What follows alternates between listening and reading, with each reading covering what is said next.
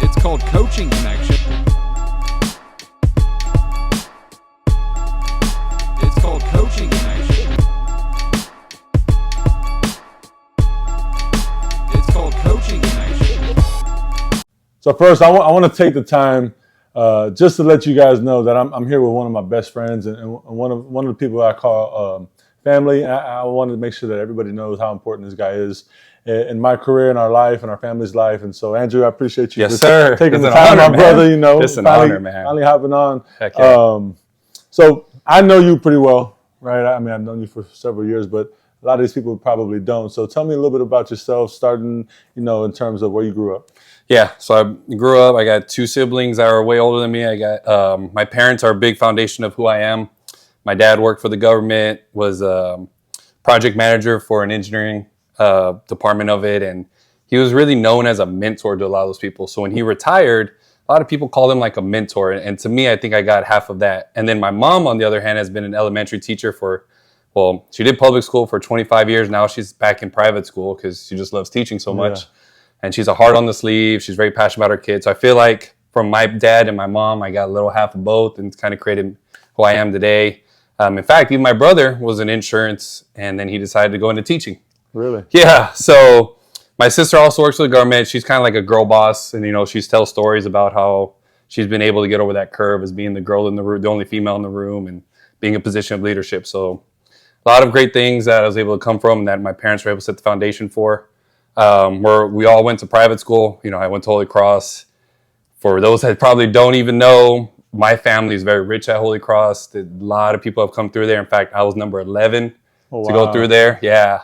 Strong tradition there. Yeah, it's a strong tradition. It's kind of like one of those things when you grew up, I already kind of knew where I was going, but it's kind of where I was raised. Like, talk about alumni tournaments and whatnot. Like, my dad was a big part of that. So that was my growing up, and that was something I always look forward to, finally going, and that's where everything kind of started, right? So I went through Holy Cross, first year in college, didn't really know what I wanted. I mean, who does, right, when you go to college? Yeah.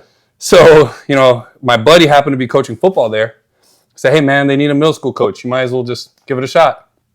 So, all right, I mean, I haven't got things figured out yet anyway. I'll tell you, from the first minute I got on that floor, like, it just felt so natural. Yeah. Like, it was something like, okay, I can do this the rest of my life.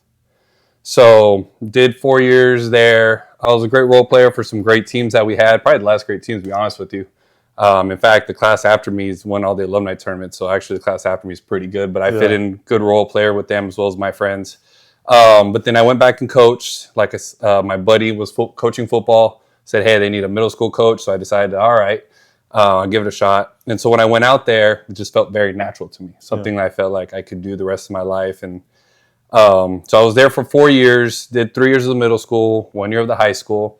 During that time, though, early on, I met Luis Martinez, who was coaching freshmen at the time, and getting the Toros kind of started. And we linked up, and I was able to kind of coach with him. And then jumped in the AAU world. I jumped in the AAU world. That was very eye-opening for a kid. And then this is a very big thing. Like, all I knew at the time was Holy Cross. Yeah. It's really all I knew. Kids. I mean, the generations keep going on, but the Holy Cross kid is a Holy Cross kid. It kind of just keeps going. But going into the AAU world was definitely out of my comfort zone right off the bat.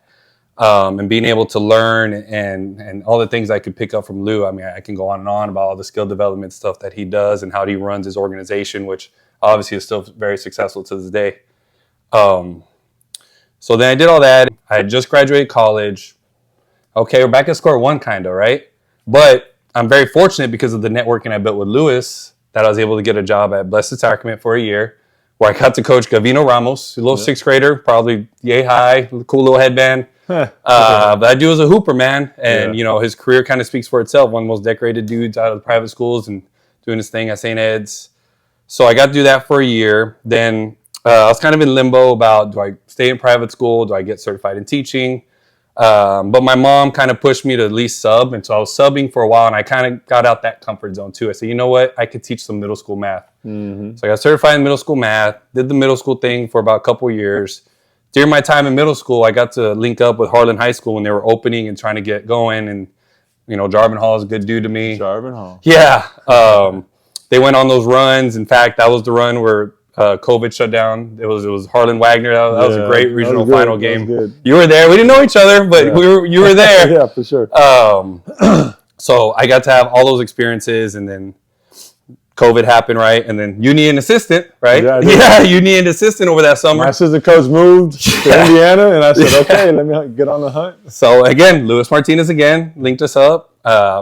And so then, yeah, we got to spend some time together and definitely don't take those days for granted. We had some great runs, district championships, a lot of learning, especially going to the South Side. You were my South Side tour. Yeah. I really I couldn't point McCullum out on the map prior, but I legit took him on a tour. yes, that was pretty fun. Y'all got your own water tower? Yes, the water tower, dude. I was so freaked out by the water tower, and then you were showing me all the great eating spots, and man, those are great 3 years, man. To be able to link up, and I mean, we can go on and on about that. But I learned so much, and then obviously our principal got a new job at West Campus. Kind of knew the risk, right? I mean, we weren't oblivious to it, but he really sought me out and thought I was ready. And I mean, if you have someone in that position of power that really believes in you, then you got to jump in, especially the ambition I had to be a head coach, sure. right? And you knew that going in. And so that ended up to me at West Campus, and that's kind of how I got from my beginning. Yeah, exactly. That's important. I think, just in our time together, I always want to find people that want to be head coaches because they're driven and they're ambitious, and you were very driven, passionate about what you're doing, and it showed, and the kids benefited from it. Our program benefited heavily from it. So I knew it was only a matter of time, but at the same time, I think we put a lot on your plate just to help prepare you. Hey, I need you to do these things. Yeah. But especially during COVID, right? Yeah. All the different things we had to go through COVID, like, hey, we got to meet at this time. Hey, we got to press. Do you remember the book study you made me do? Yeah, The first time I ever met the McCullum basketball players was on a Zoom. Yeah. And Jello tells the story too, man. I linked up with Jello, at West Campus. We was coaching my fall league team, but he tells the story. He's like, man, who the heck is this guy? Like, making us read a book and contributing. Like, yeah, we're doing a book study. It's a great book, though. Yeah. It's an outstanding book that we had to do. Now, high school kids in the middle of the pandemic who barely want to get on a screen. Yeah, for sure. Yeah, I mean, you were limited, right? We couldn't get in the gym. Gotta do something. We gotta get creative. Yes. Yeah. Did a book study. Can't say I'll ever do that again, but hey, at least we did a lot of things during COVID we probably will never do again. Yeah, and then all the masks wearing, so it's kind of hard to really communicate and be comfortable out there. But it was a time, and everyone was in the same boat we were, right? But yeah, I remember the first introduction at McCullum was me on a Zoom screen and having them like, all right, did y'all read through this? And we're having a book study, and shoot, probably like 10% engagement even at that. Everyone was just kind of winging up answers. Playing video games on the yeah. No, during COVID, we had to wear masks at work, and he just got hired, so nobody really knew what he looked like because we're wearing masks. So he even looked more like... Yeah, he was wearing a mask, and I was wearing a mask, and everybody thought we were brothers. Yo, dude, walking through those hallways, yo, brothers? Did you hear your brother? Like, oh, man. Like, okay, all right. Maybe I made the wrong choice. I should have hired the other guy. But remember, I couldn't shave my head until I was from you, man. There was no way I was going to shave my head and stand next to you. I told him, I said, you need to let it go. I said, you got to let it go. And he was like, I'm not letting it go. And it was like a week after he moved on to his head coaching job. He posted a picture. He sent us a picture that he let it go. And I was like, oh, why now? But he did. I guess, I get it. It makes sense. Yeah, dude, we couldn't. We'd be the Spider-Man meme, dude. Come on. No, already kind of are. COVID was a crazy time. It was a real stressful time. We knew we were good. We had a chance to be really good. But we had to take a lot of precautions. There was a lot of things that could have really messed up our season in terms of getting shut down, so-and-so testing positive or not testing positive. We were fortunate enough that every measure we took was able to help a little bit, plus a lot of luck on our side in terms of staying healthy. So but that was a stressful time, waiting for the results after. And it seemed like everybody was flying on their own rules, and then okay, this came up, so we're going to start doing this. Okay, this came up, let's start walking on eggshells. Like, you coughed. It's kind of weird, but we had a chance to be really good that year, and we didn't. That was probably the best team that we had in that 3-year run for sure. Yeah, no doubt. And then we obviously couldn't get over that hurdle, but I think we learned a lot through our failures. I always learn from your failures. Yeah. So let me ask you this: everything that you've gone through, from Holy Cross to Blessed Sacrament to volunteering with the Toros, and then going to Harlan, and then spending some time at McCullum on the South Side.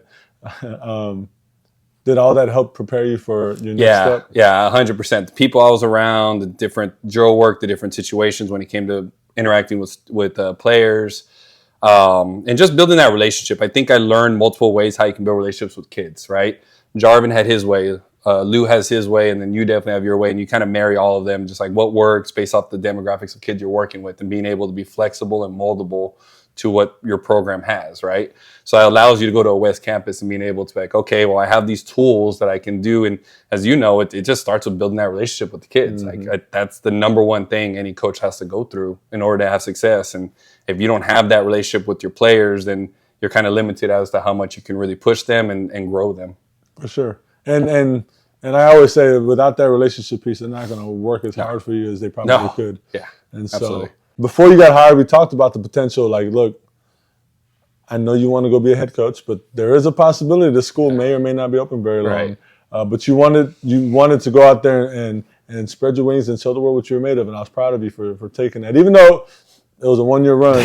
But I was proud of what you did over there at West Campus. I thought you did some really good things. It, man. But talk to me about, I get hired at West Campus. Yeah.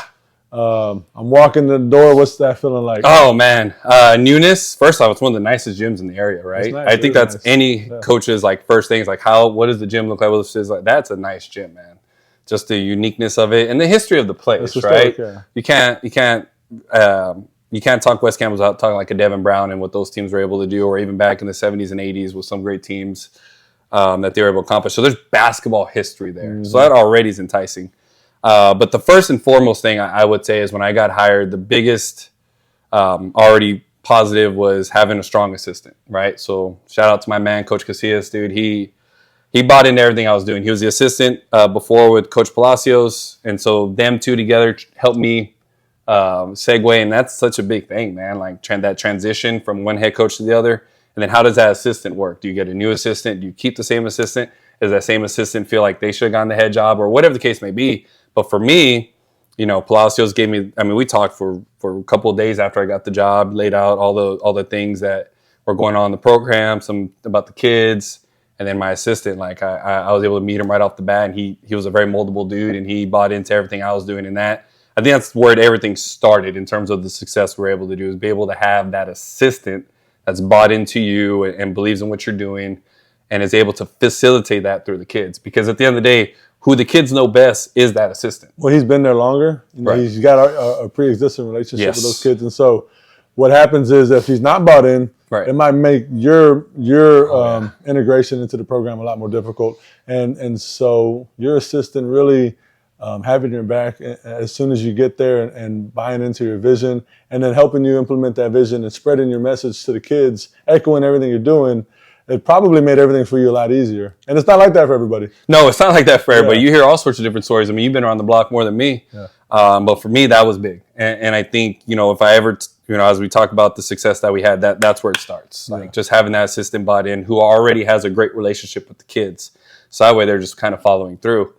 I'll tell this early story real quick. So we're still in the off-season mode. We're trying to get kids to come to these workouts and get them bought in. And he's doing his job and everybody's in. And he shares me a text that, some of these kids are, being a little squirrely, being a little funny, like, hey, coach, I think we're just going to roll on JV. So that next athletic period, when I found that out, I went on a good little rant about, like, if you're striving just to be a JV player, you're wasting your time. We're here to be to the best abilities that we can. To be honest with you guys, JV is just development. You are trying to be a varsity player and be the best player that you can. Like, we don't have room for guys like, I'm cool on JV, I'm complacent. Like, no, we don't do that here. And I think that, like, perked them up, like, okay, like, this guy don't play. Like, so, having conversations like that, especially with him backing that, was big. It's not like, nah, man, just roll with me. Like, he'll figure it out. Like, weird stuff can happen like that. But, nah, it's, hey, you don't want to be on JV. You want to push to be on varsity. So that already sets the tone for everybody else. And I thought that was a big part in, like, okay, now we're creating some buy-in. Now we're creating some understanding of what this looks like. Creating that culture, right? And creating the expectations of, okay, well, there's a new person here. This is how things are done now. And so that was a big part in the offseason. And they knew with him there, they could come to the offseason workouts and feel comfortable, but they got to know me, right? As the months went on and you start showing your personality, you start showing, okay, well, there's a balance to it, right? Yes, I'm going to be on you about these things, but we're also here to build that relationship and show that, hey, I am human. We can chop it up. We can laugh. We can make some jokes and then have a positive experience, basically. And that takes time. It's not going to happen overnight. It's not going to, They need to see if you're really about what you're talking about, or you're a guy that's just all talk and whatever. So, the teenage kids, it takes a little bit of time to bring that together. So anybody that's ever gotten a head coaching job, there's always a first day you walk in, right? So Yeah.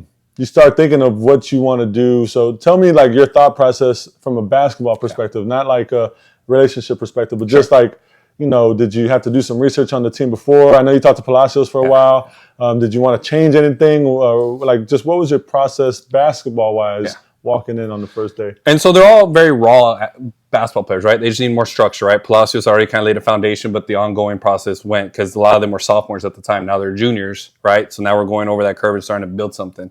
Basketball-wise, we talked about this when I first got there. Like during COVID, you had Zoom TABC, and Rick Barnes' transition offense just kind of like sparked a lot of light bulbs in my head. And one of the big things he stresses about the spacing and transition. So, and I think that's where the game is played now in transition. 100%. Can you defend and create turnovers? Can you create bad shots and create long rebounds that feed into your turnover and feed into your fast break? And I knew these kids could play in open space. They can play in transition. And most kids can. They can shoot the 3-ball, right? That's just the era of basketball players we play in, right? We're not in an era of like, all right, dump it down to the big man and then we create some action. Or I grew up during the wrong era. Yeah, I know, right? You're like a premium 5, dude. Like especially with your height, like space the floor and whatnot. But anyways, so that was the big thing. And we played in fall leagues. We did some fall tournaments, and you could see slowly the spacing that we were trying to teach. Okay, when we get in transition, this is where we need to be. If you're organized, you make the best basketball play possible, right? But then if we have like 3 guys on one side and 1 guy by himself, or we don't have the corner occupied, or we don't have a rim runner, then it messes up the opportunities to be able to capitalize in transition.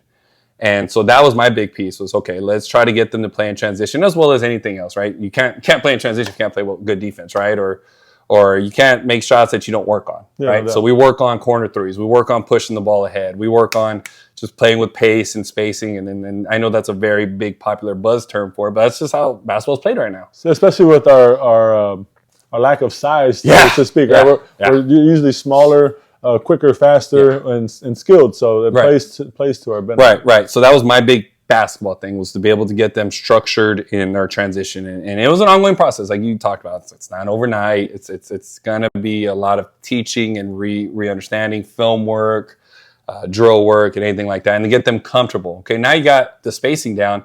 Now you gotta go make plays. What do plays look like? Where do I go if this happens? Where do I go if this happens? How do I generate the best shot possible? Can I do a one more? Can I look for this threat, or what happens if this happens? Stuff like that. So I think it was an ongoing thing, but I was very happy as the growth in that as we kind of moved through the season. So now we're there. Yeah. Season starts. Everything that you've been working on, you're nervous. You're here. Yeah, you're the guy in charge. You're the guy calling the shots. So you're nervous. Your first year as a head coach, and everything you've been working on, maybe none of it works. You don't know until you start playing games. Everything looks good in practice. But you never really know until you step on the floor and play somebody different. Right. So what kind of feelings were you feeling first off? So and talk to me about just moving forward. So as well as anybody, right? We all have facility things, right? So when we start basketball, there's always volleyball still going on. And at West Campus, we only had 1 gym. So we actually had to start and I call it like a training camp. And I think it was actually good for the kids to figure out who's about this and who's not. So we would actually do 6 a.m. practices at Shepherd, right? So you had to get to school at 5:30. We'd walk over to Shepherd, which was the adjacent parking lot, but still open some gates, do all that. So there were some hurdles already just even get practice going. But at the point was like, there's no excuse. The work's got to get done, so we got to prepare ourselves. So the work is the work. Yeah, exactly. But you trust in what you do. I collaborated all the time with my assistant. I didn't, it's like, hey, I got this, you're good. No, we chop it up every day. So, that kind of speaks to the earlier point. But when we went through, our practices, I kind of started seeing it come together. And then, so we start playing games, right? We have our home opener, probably the most nervous I've ever been. Didn't get the win, but it was a close game, right? We compete. And, you start hearing, and this was an ongoing theme, like, oh, coach, we lost by this much last year, and this year we only, we're here and we're here. Closer, yeah. Right. So we had our home opener, right? And you always want to win the home opener, but like I said, we competed well, and we're growing, right? There's positive things going on, and I felt like in that game it almost was a lot of pressure for the kids too, because it was a home opener, right? And so you forget everything you've taught, right? Yeah. That's kids. All out the window. Yeah, all out the window. They're just kind of playing off, what they know, and that's fine. You go over those adjustment curves. Was finally able to get a win in the Pierce Hall tournament against Cotulla, and that was a fun experience for me.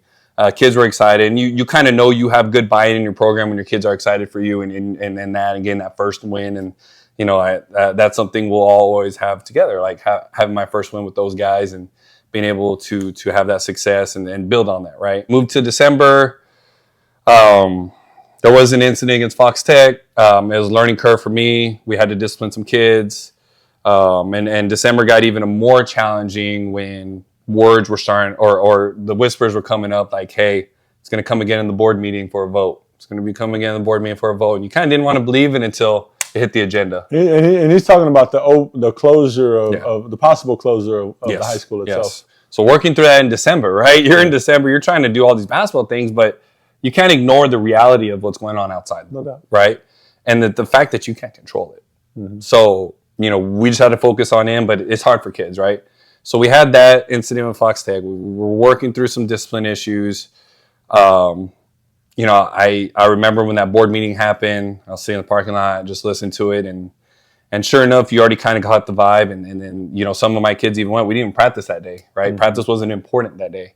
And sure enough, as we all know now, the board approved the closure. And now you're thinking, now what? Right? And these kids too, now what? Now what? And we're right about to hit that 5-day Christmas break. We've hit a little losing skid. And we're just trying to figure out what are we going to look like out of this? How do we move forward from this? How do we bring ourselves together to try to get the right mindset to go out there and still compete every day? Yeah, no doubt. And for the next couple of days in December, we went through a 6-game losing streak, and I didn't know what team I was going to put out there come district. We only had a 5-team district, so we didn't hit district till mid-January, which thankfully, right? Because we had many teams hit district even in early mid-December, right? And so now you don't have time to mess around. But for us, we at least had some time to kind of, all right, let's try to reinvent ourselves. So long story short, as we try to build toward January, I have to mention the Holy Cross game late December. And again, we're going in there, and you already kind of knew. And that was a big emotional game for me to go back in there as a head coach. For everything that I experienced there, I grew up in that gym. Yeah. A lot of time spent in that gym. And it's funny because one of my kids pointed out later, was like, man, coach, you walked in there just a little bit more. Little chest a little more out, right? It was funny. And I kind of thought about it. I was like, man, I'm just it's a full circle moment for me. Yeah, those are important. It was very important. And at the end of the day, iron sharpens iron, right? Holy Cross is trying to get better for their season. We're trying to get better for our season. Win or lose, I think it's a great experience for both teams. Yeah, no doubt. And they got the best of us there. That was part of our 6-game losing streak. But that was a fun experience to at least be able to go. Granted, the closure was starting, had already set in, and we're still trying to figure things out. But to at least have that moment was cool. And it was a little different this time because when you were with us, I was like, we'll schedule Holy Cross. And we did. Yeah. But being the head coach, being the guy running the show. And going in there in the non-AC. You weren't messing with the non-AC, right? No. It's not for everybody. I have my suit and tie. But you're good. It's a different feeling. It is. And in its own way, it's kind of rewarding. And I was proud. And it was cool to see a lot of my brothers there, my former teammates, alumni, people that taught me, people that coached me, all kind of come around and come full circle. So that was a cool moment for me. But yes, the minute we leave the bus, now I'm thinking, okay, well, we gotta get ready for the next game, right? And so we hit January. We look like we're playing a little bit better. Some guys don't make it back from Christmas break, whether they decide to quit, whether it was just not for them anymore. So we're trying to reinvent ourselves based off the guys that are still there. I mean, granted, I still have a strong core, but now the role players, we're trying to plug in the holes, right? So we hit 2 games before district. We have Catula, we have Dilly. We're able to kind of get some wins, break the losing streak, right? I think that's the first thing. It's break the streak. The psyche there. Yeah. Just get some wins, get some good basketball going, and now we're going into district with at least a little better feeling. Yeah. And to be honest, I thought that was a big part of our up curve, right? We had already hit some downs, we had already hit some adversity, but like we talked about, sometimes you go through those moments to build you up stronger. Mm-hmm. And I thought, especially for them being young, going through those moments of having to handle what's going on outside and still put your best foot forward. And that was the big message as we hit district. Look, guys, it is what it is at this point, but let's try to come together and make this the best experience possible because we have limited time. And it's a very valuable lesson in how much time is a premium. Yeah. You don't really think about that, but when you know it's inevitable. There's a time stamp in Yeah. And then all of a sudden, every second, every practice, every game you have becomes even more valuable because one, you enjoy the kids you're around. We enjoyed what we were doing, but this is it. But it's coming to an end. But it's coming to an end. Yeah. So let's make this the best possible thing. And not everybody knows what that feels. I mean, we all have seasons, and you don't know when it's not going to end based off your playoffs or whatever. But You'll have to it know for sure the school is closing and it's all over. No matter if you win state, it's all over after this. Yeah. That's And a tough thing to deal with. yeah, so I think they were able to kind of get in that frame of mindset, like, you know what, this is all we got. Let's just put our best foot forward. And I think that, and it was at the right time during district, right? And I think it's credit to you and your coaching staff too. Yeah. And you've been through some stuff, like you've been on staffs during COVID and during situations that are really difficult to handle, and you can control what you can control and nothing else. And I think some of those maybe helped prepare you for a month. Like, this is a big moment. Like, And challenge your resiliency, Exactly. right? And I think you're right. You have to be, as the head coach, you have to have the mindset and the example of like, hey, I'm here. We're still working. I'm not just saying, all right, you know what, this is all a wash. I'm out. No, we're still here to put best foot and forward. you've seen people like that. Yeah. But you've also seen other examples. And so Right. credit to you and your system, man. Appreciate it. Yeah. So we just, I mean, that's all we could do, make the most out of it, especially for those kids. Yeah. Those kids are very prideful of where they come from. And the other thing I'll say is they enjoy playing basketball with each other. You can't always have that with every single team, but they enjoyed playing and the experience they had. So I think that's what helped kind of create the chemistry and the cohesion you need to be successful. So we hit district. We go first round 2-2. Lose to Poth, right? Which I'll come back to. But we lost a tough one in Carson City. But that was a learning curve, right? We had a fourth quarter lead. I ended up squandering it. It was a tough one. The worst part about that was driving back from Carson City, and it was like raining sheets, and we're driving in a van, and I'm replaying everything in that fourth quarter because as the head coach, when you replay things like that, it's going to sting a lot more than the assistant. Yeah, brutal. It's brutal, right? You're just replaying everything, and again, it's to make you better. It's to grow from it. And then so now we're getting ready to round 2. We go to Poti, which is kind of our rival. We get the win. Now we're ready to host Poth, which, just to set the table, Poth is a state-ranked team. Never lose. They are athletes all across the board. Football, basketball, baseball. Even on the girls' side, their volleyball team has won state champs. Their football has won state champs, or at least competing for them. Like, they are an athletic-based area. And they've kind of dominated your district. And they've dominated the district. They didn't lose a district game for 3 years. Now, I don't know what the district looked like before I got there, but they're used to just flying through district, right? So they come in, and we had some good practices, right? We made some changes along the way, and I appreciate some of the old McCollum guys like Jordan, Jello, and their crew coming in and practicing with our guys, right? You can't give a Poth look with your JV guys, but if you can bring some older dudes in there that are tall, strong, and smart, that gives our varsity guys the best look possible. Yeah. And I think that was big for us to try to at least get more prepared. And, we changed some things up X's and O's wise. And I think also our kids were a little more prepared for the moment. And to be honest, and this is just true, like, they're more desperate. Yeah. Nothing's scarier than a more desperate team. Yeah, it's terrifying. Right? And so, and they've been closing the gap, right? They weren't just getting whooped, they were competing, they were closing the gap. And man, just that game, it was just a back and forth competitive game. And as the game's going on, we're in it. We're in it. You just want to keep in. There was a stretch in that third quarter where I felt like it was slipping, right? Because their size was overwhelming us. And I'm like, you know what? Let's just start trapping all over the place. Like, let's see what happens. And I come back to that moment because we were down 8. I had to call timeout. I was feeling a little deflated. Well, sometimes when you start trapping and flying around, then you generate your own energy. No doubt. And then all of a sudden now we go into the 4th tie game. It's a brand new ball game. And so credit to the boys, man. They just made some resilient plays down the stretch. We're up 1 with the ball. They're trying to foul us. And again, I come back to running to the corner, taking the corner 3. We practice the corner 3 every day. Yeah. It's something you work on. And you're up 1 with 20 seconds left. You're safe to hold the ball, right? But, my guard's coming down the middle. They help. He kicks it to the corner. It's almost like the guy he kicked it to already just... It's automatic. It didn't matter what the scenario was. He just went up with it, and boom, he hits a big 3 to put us up 4. Oh man, that sealed the deal right there. That sealed the deal. Now, granted, some things happened in there, and they had a shot from full court to tie it at the buzzer, but was nowhere near. Was it the same corner that Tristan hit his? Yes, it was left corner. Wow. Left corner. Yes. That's the same thing though. We read that against outside. Over. You're right. It was very much a deja vu-ish of Tristan running to the corner, hitting that 3 to beat Southside, and then there we were to hit the 3 to hit nail in the coffin, right? And to secure the upset. And now you're having like this big celebration, right? And kids are enjoying it, and I get dumped with the water cooler in the locker room, and those are just things that you can't put a price on as a head coach. Not at all. Like, to go through those things and to see the joy of the kids that need joy. Yeah.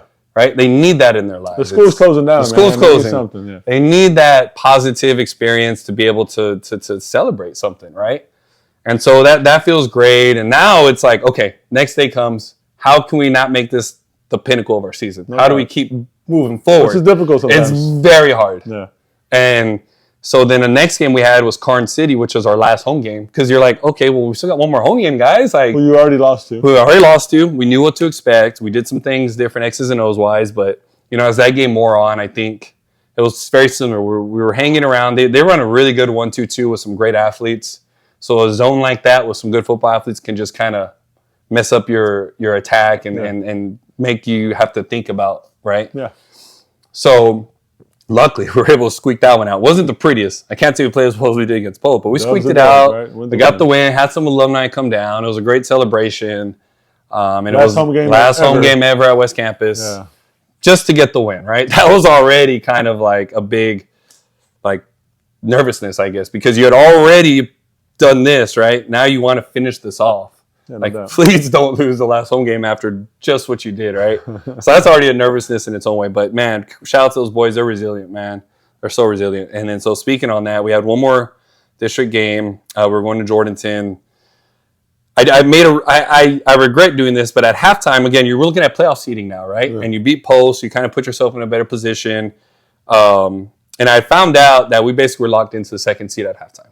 Big mistake. Never going to do that again. Because then, we have a great third quarter. We're up 20. I tell my sister, hey, man, I want to get some of these other guys in there. I want to try this. I want to try that. Man, Jordanton woke up. A 20-point lead all of a sudden became 9 within 2 minutes. And you're like, what? And that's a game. And one of the things we kind of talked about to keep the guys motivated was a sweep, right? Hey, let's sweep the second round of district. Let's build that momentum in the playoffs. Because that's a big thing to be able to, you may not win the district title. But momentum. But if you can sweep your second round of district and build that momentum into the playoffs, at the right time. That's huge. Versus maybe somebody who's already sealed the district championship and kind of stumbled down. And we kind of know a little bit what that looks like, right? Yeah. So we try to keep them motivated, so that made its own adversity there at the end. And so sure enough, we throw away the inbound pass. Jordanson ties it at the buzzer to go into overtime. And we're like, what the heck? Yeah. And then they score the first 5 points of overtime, and we're just like, scrambling. But man, shout out to those resilient kids. We get a big 3, big steal. We stay in it, hit a big bucket here or there, transition, and we're able to up 2. We make a big defensive play, and we hold on to it, and we secure the sweep, right? But I knew then, I was like, you know what? These guys are resilient. We've gone through so much, whether it's external or within the games that we've played, to prepare us for this moment and to prepare us for a playoff opponent. Yeah. So we get that all situated. We're going to go to Natalia. I wanted to play on Monday, so let's get right to it. Let's play. And, it's kind of fool's gold because we both know this. Like, we played Natalia early in December, beat them by a good margin, but that don't mean anything. Nothing, yeah. However, to the kids... Mm-hmm. Like, we're good, and you know that. Like, you just know going in, they're going to think that because you played a team in December. Yeah. But it means nothing. Absolutely nothing. So, you were there for the Natalia game. You can give your 2 cents on it. It was a back-and-forth battle. It was a great playoff game. It was. There was moments in that third where it looked like we were kind of surviving and trying to just push through. But I thought in the fourth, our guys made some big shots, made some big plays. Made some plays. Maybe did some bonehead here and there and gave Natalia a chance. But man, when they went for that 3 and it turned it over, and we had the ball with 0.5 seconds left, game over. Biggest celebration I could have. And on a personal note, that was the first playoff game I've ever won. Yeah. Middle school coach, high school coach, just to be able to have that. To be able to have that first playoff win and you're head coach, emotions through the roof, man. It's a really high horse. And shout out to those kids, man. They deserved every part of that. Well, I was super happy for you guys. I knew I was going to be there for it. I live 5 minutes away. You live right here. Yeah, literally in Natalia right now. But, we weren't going to miss it. And I was really happy for you and your boys. And the word I keep hearing is resilient, resilient, resilient.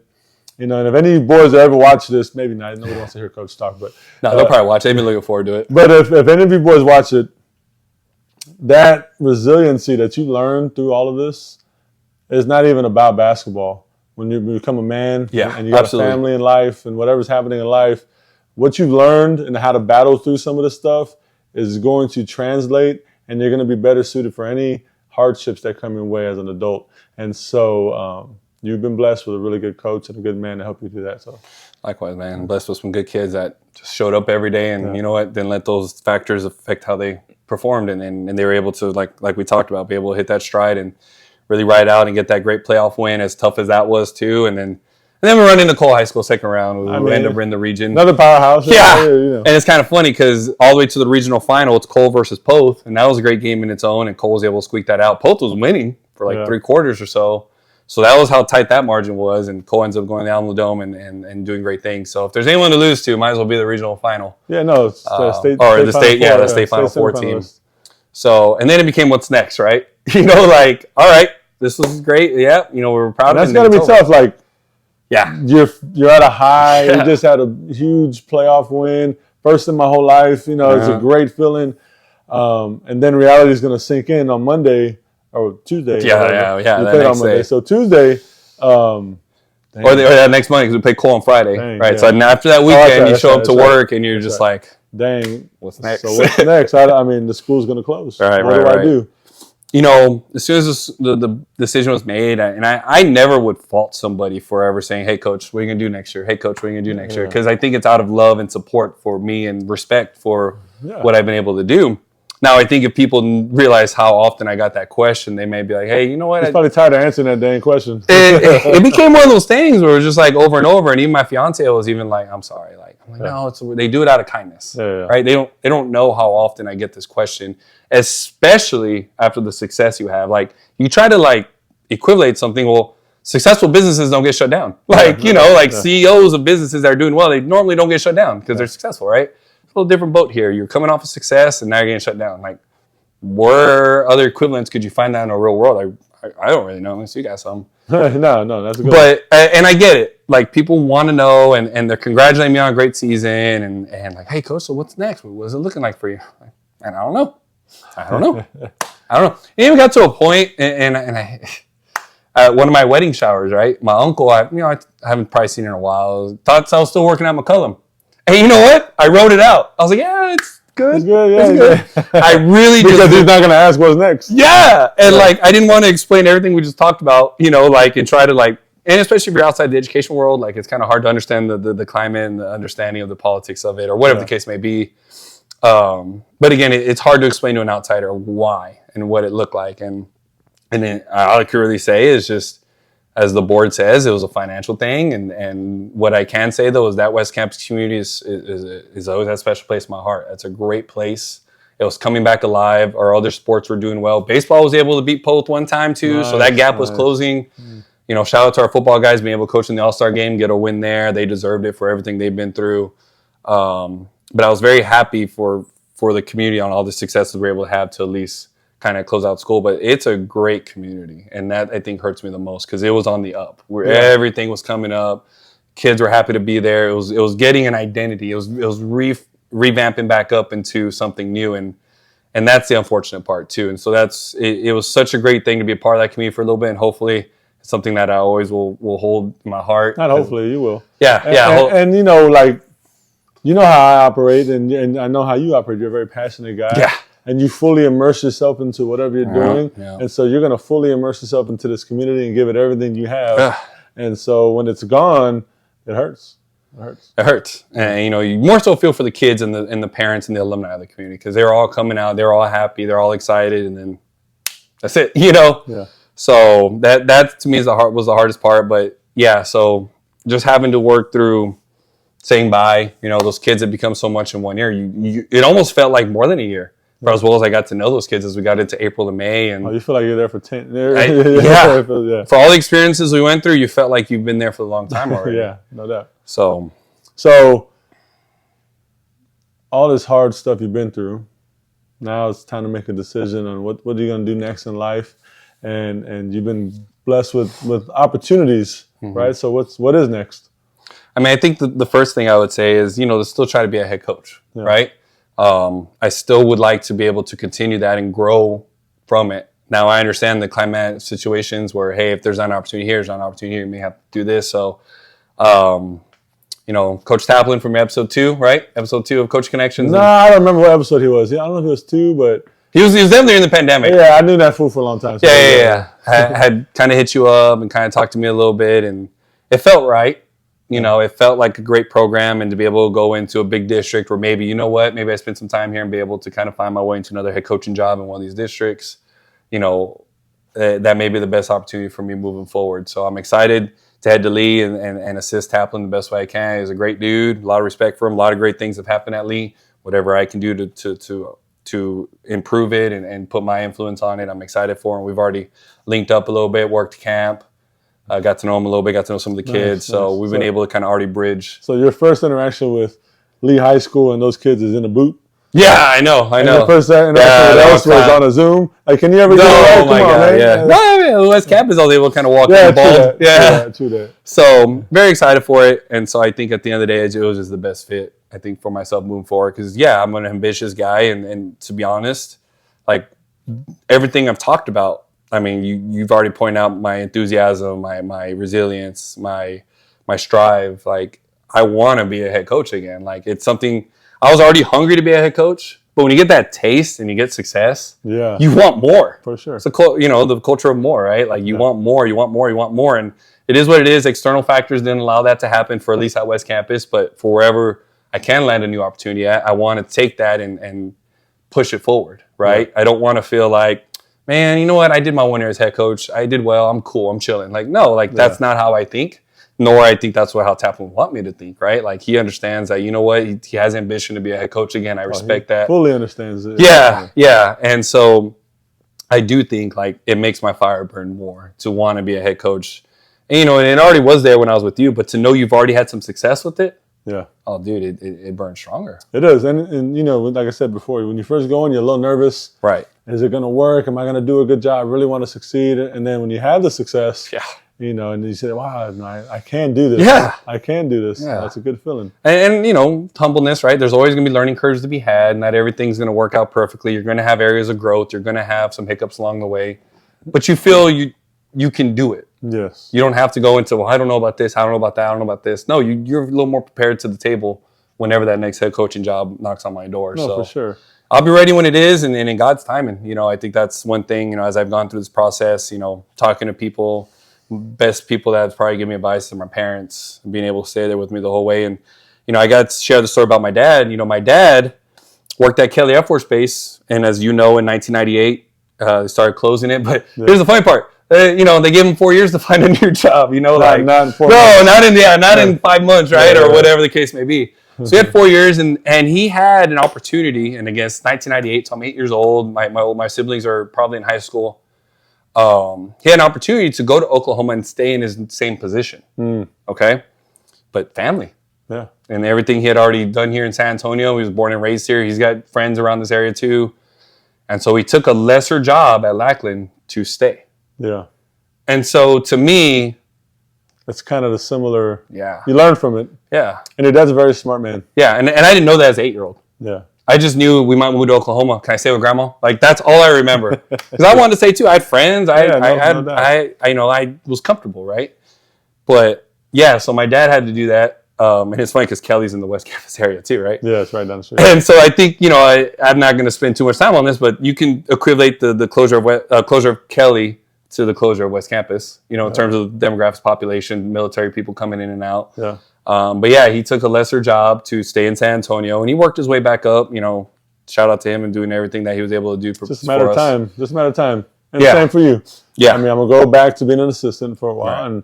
and then when my opportunity comes, I'm going to Right. go and do what I can do. Right. So being able to have my parents in the background, and my fiance, who I love very much, was able to kind of support me through everything and be able to paint the picture and understand everything that's been dealt to me and push through it. And that's kind of your backbone, right? You can do it by yourself, but to have that backbone, my parents and my fiance, to kind of help me through it all.